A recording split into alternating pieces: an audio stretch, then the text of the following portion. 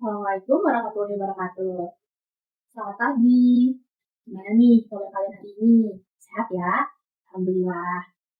Dulu perkenalkan, nama saya Martanda sebagai pemateri pada hari ini. Di sini kita punya tema yaitu pendidikan dan lingkungan. Sementara pemaparan saya pada hari ini berjudul Hijau Sejak Dini, menanamkan kesadaran di hati generasi. Nah, sebelum kita lanjut ke pemaparannya, boleh nggak nih saya bacain satu aja pantun untuk kalian? Boleh ya? Oke. Pergi ke Malai bersama besan, melihat buaya dan juga rubah. Saya belum mulai, kalian sudah bosan. Yuk, dengarkan saya agar ilmu kita bertambah. Di zaman sekarang ini, pernah nggak sih kalian dengar istilah environmental crisis atau krisis lingkungan? Atau istilah masa depan bumi ada di tangan generasi muda? Pernah nggak sih kalian dengar kayak gitu? Pastinya pernah dong. Dan itu emang benar guys. Karena di masa depan nanti kita yang bakal mewarisi bumi serta meneruskannya ke anak cucu kita di masa yang akan datang. Pernah nggak sih kalian pikir gimana caranya kita menjaga bumi sementara kita tuh nggak pernah benar-benar diajarin caranya gitu? Pernah nggak sih orang tua zaman sekarang itu mulai mendidik anaknya sejak masih dalam kandungan? Sekarang ada namanya prenatal education. Terus setelah kita lahir masuk TK, kita belajar membaca, menulis, menghitung. Terus ketika selanjutnya kita dikenalin pelajaran matematika, IPA, olahraga dan sebagainya. Tapi pernah nggak sih kalian mikir, kok nggak pernah ada ya pelajaran tentang menjaga lingkungan, tentang konservasi? Karena jujur, pengalaman saya, pelajaran tentang menjaga lingkungan itu cuma saya dapatkan dari nasihat orang dewasa. Kayak, kalian pernah nggak sih diomongin, Dek, jangan buang sampah sembarangan. Atau, Dek, sampahnya masukin ya di tempat sampah. Kalian pernah nggak sih nanya alasannya kenapa? Emang kenapa sampahnya harus dimasukin ke tempat sampah? Kenapa nggak kita taruh aja di jalan? Di perkuliahan kemarin, saya tuh dapet mata kuliah umum pendidikan konservasi. Dan jujur, saya itu suka banget sama mata kuliahnya. Terus saya juga mikir gitu, kenapa pendidikan konservasi ini baru ada di bangku kuliah? Kenapa waktu saya SD, SMP, SMA, atau bahkan TK nggak ada? Kenapa ya? Padahal menurut saya ini adalah topik ataupun mata pelajaran yang sangat penting dan sangat menarik. Karena menurut saya mata kuliah ini tuh membuat kita lebih menyadari dan peduli akan pentingnya lingkungan sekitar kita dan bagaimana dampaknya pada kehidupan jika lingkungan ini tuh rusak. Dan saya juga berpikir gitu, jika pengetahuan ini diajarkan kepada kami mahasiswa yang sudah notabene orang dewasa, jujur dampak yang kita timbulkan itu minimal.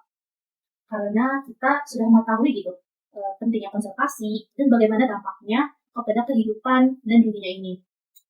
Tapi jika diajarkan kepada anak-anak, bukankah dampaknya akan lebih besar? Coba bayangkan jika pengetahuan tentang menjaga alam, tentang konservasi, diterapkan di taman kanak-kanak sejak usia dini.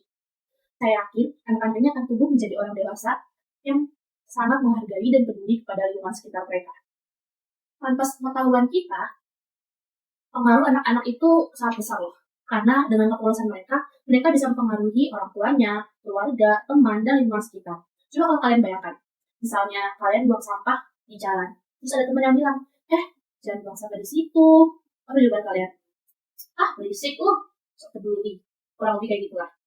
Tapi coba kalau kalian pikir, teguran itu kalian dapat dari adik kalian, anak tetangga, atau bahkan sepupu kalian. Kak, kata bu guru, kita nggak boleh buang sampah sembarangan. Kok kakak buang sampah sembarangan sih? Apa respon kita? Malu dong. Kita nggak bisa berkutik. Nggak mungkin kita bilang, berisik kamu, ke anak kecil.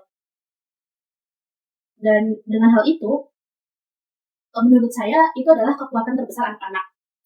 Karena mereka akan menjadi generasi muda yang peduli lingkungan, dan suatu saat nanti akan membawa perubahan kepada dunia. Dulu, pelajaran tentang menjaga lingkungan yang saya dapat di sekolah itu semuanya berbasis lisan, nasihat, dan pengetahuan saya sendiri. Gak ada yang formal. Dan saya masih ingat, waktu itu kita belajar IPA mengenai sampah organik dan anorganik. Setelah belajar itu, saya merasa terinspirasi dong. Kayak saya, seru nih, coba saya praktekin. Terus saya keluar dong, dari tempat sampah di depan kelas. Tapi pemandangan yang saya lihat itu membuat saya berkecil hati. Di sana ada 2 tempat sampah dengan 2 logo yang berbeda, 2 tulisan yang berbeda, dan 2 warna yang berbeda. Karena saya sudah punya pengetahuannya, saya mengerti dong apa artinya. Tapi nyatanya, sampah yang saya temukan tercampur aduk. Dan hal itu membuktikan bahwa kesadaran kita itu sangat rendah.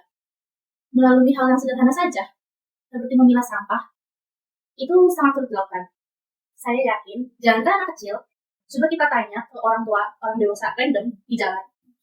Kira-kira mana nih sampah yang organik, anorganik, sampah yang terurai, dan tidak bisa terurai. Saya yakin sebagian dari mereka itu masih bingung. Mereka belum dapat menjawab hal itu.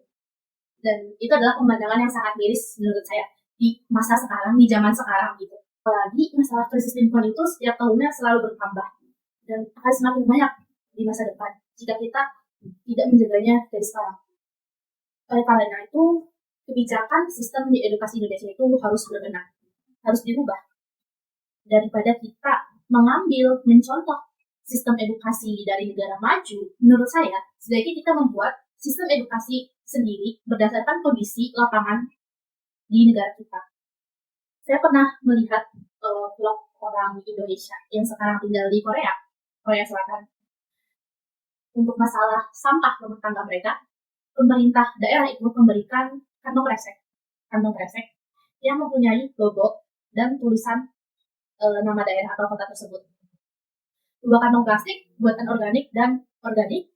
Lalu untuk sampah botol plastik, botol kaca kaleng, dan kardus, karton, itu dipisah. Jadi di Korea itu, mereka mengolah sampah per daerah, per kota. Dan setiap kota itu memiliki kantong sampahnya masing-masing, sehingga tidak tertukar dengan daerah lain. Dan menurut saya itu sistem pengolahan sampah yang sangat matang. Lalu saya juga pernah melihat tentang anak-anak di Jepang, bagaimana disiplinnya mereka, bagaimana hebatnya mereka dalam memilah sampah. Mereka sudah diajarkan sejak kecil, sejak dini oleh orang tua mereka, orang guru mereka, bagaimana pengolahan sampah. Sehingga jika diberi tugas oleh orang tuanya untuk membuang sampah, mereka tidak langsung melemparnya ke tempat sampah, tapi memilahnya dulu. Menurut saya, pendidikan konservasi itu sifatnya, fungsinya sama dengan pendidikan agama dan pendidikan kewarganegaraan pada kurikulum saat ini. Pendidikan agama itu membangun nilai moral dan spiritual kita. Lalu pendidikan kewarganegaraan membangun nilai patriotisme kepada negara serta cinta tanah air. Sementara pendidikan konservasi itu membangun kesadaran, tanggung jawab, dan kepedulian kita terhadap lingkungan. Karena itu, mari kita suarakan agar pelajaran tentang menjaga lingkungan, pendidikan konservasi itu dapat diterapkan pada kurikulum anak-anak zaman sekarang. Karena kita sudah menyadari betapa pentingnya hal itu. Karena sejujurnya, kita sudah tidak bisa lagi untuk berpura-pura tidak melihat, bersifat apatis dan tidak peduli. Karena hal ini itu menyangkut kehidupan semua makhluk di muka bumi. Manusia, hewan, tumbuhan, semuanya itu saling bergantung kepada satu sama lain. Dan kita itu saling berhubungan. Jadi kita tidak bisa mengabaikan satu sama lain. Dan hal ini tentu menjadi perhatian.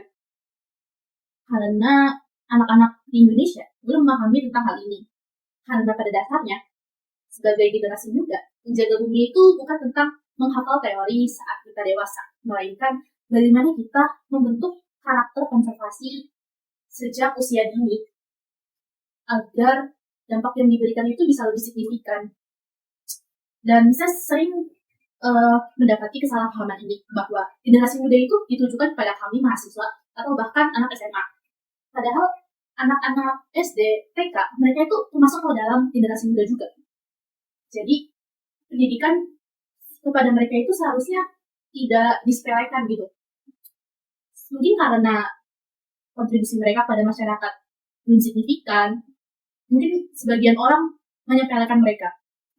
Tapi mau bagaimanapun, suatu saat nanti mereka akan tumbuh menjadi usia kita seperti saat ini. Jadi saya pikir akan sangat bagus bahwa pengetahuan ini kita terapkan pada mereka sejak dini. Baik, tadi adalah pemaparan saya mengenai tema pendidikan dan lingkungan.